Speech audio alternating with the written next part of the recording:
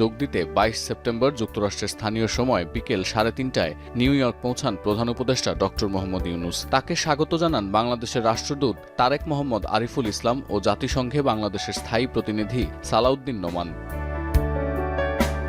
সরকারের ৬ উপদেষ্টা সহ ১০ দিনের সফরে নিউ ইয়র্কে এসে প্রথম দিনেই ৩টি বৈঠক করেন প্রধান উপদেষ্টা। এ সময় নিউ ইয়র্কে দক্ষিণ ও মধ্য এশিয়ার জন্য যুক্তরাষ্ট্রের বিশেষ দূত এবং ভারতে নিযুক্ত রাষ্ট্রদূত সের্জিও গোর সাক্ষাৎ করেন প্রধান উপদেষ্টার সাথে। সে সময় আবারও ফেব্রুয়ারিতেই অবাধ, সুষ্ঠু ও শান্তিপূর্ণ নির্বাচনের জন্য দেশ প্রস্তুত বলে আশ্বস্ত করেন অধ্যাপক ইউনূস।